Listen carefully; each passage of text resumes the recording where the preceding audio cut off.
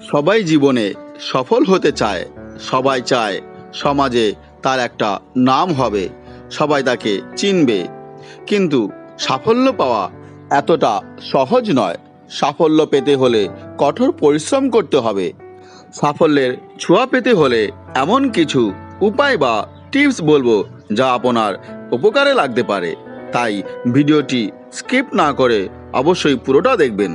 আর যদি ভালো লেগে থাকে তাহলে অবশ্যই লাইক ও শেয়ার করবেন।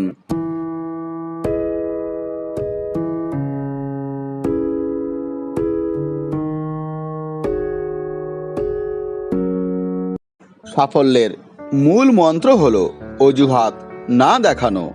সবসময় অজুহাতকে দূরে রাখতে হবে।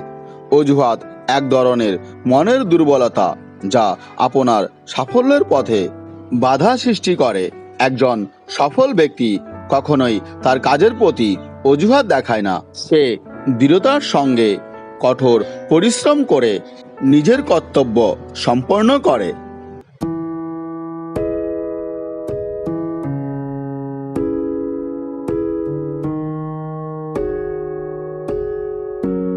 সাফল্যের আরও একটি মূল মন্ত্র হলো অনুপ্রেরণা।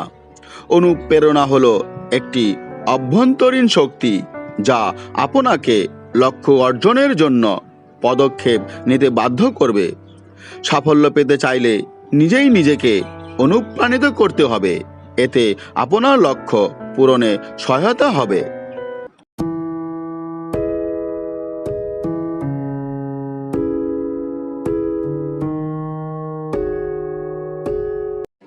প্রত্যেকটা দিনই নতুন করে শুরু হয়। ঘুম থেকে ওঠার পর আপনার আজকের দিনের কী কাজ আছে তা সাজিয়ে ফেলতে হবে। আবার ঘুমোতে যাওয়ার আগে সেই কাজগুলো শেষও করে ফেলতে হবে। কোনো কাজ বাকি রাখলে চলবে না। সাফল্যের এটিও আরেকটি মূল মন্ত্র।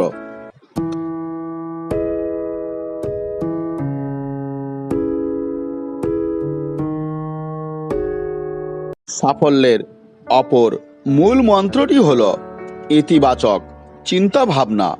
নিজেকে সবসময় ইতিবাচক চিন্তা ভাবনায় নিজেকে নিয়োজিত রাখতে হবে। নেতিবাচক চিন্তাধারা মনে জায়গা দেওয়া যাবে না। সামান্য কিছুতেই ভেঙে পড়া যাবে না। আবার সামান্য কিছু পেয়েও এত খুশি হওয়া যাবে না। এটিও একটি সাফল্যের মূল মন্ত্র।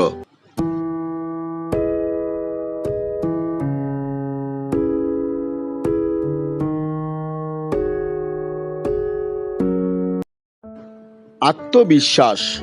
সাফল্য পেতে চাইলে নিজের ওপর বিশ্বাস থাকতে হবে। আত্মবিশ্বাস আপনাকে সাফল্যের চরম শিখরে পৌঁছে দিতে সাহায্য করবে। তাই আত্মবিশ্বাস একান্তই প্রয়োজন।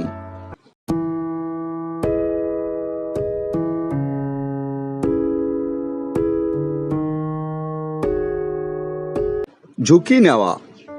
কোনো কাজে সফল হতে চাইলে ঝুঁকি নেওয়াটাও জরুরি। কেউ কখনো এটা করেনি বলে আপনিও পারবেন না এমন চিন্তা রাখা যাবে না। ঝুঁকি নেওয়ার চ্যালেঞ্জ আপনাকে সফলতার দিকে নিয়ে যাবে।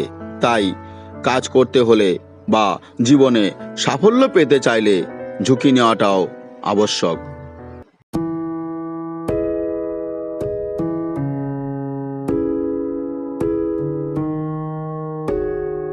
সাফল্যের অপর মূল মন্ত্রটি হলো ভুল সংশোধন।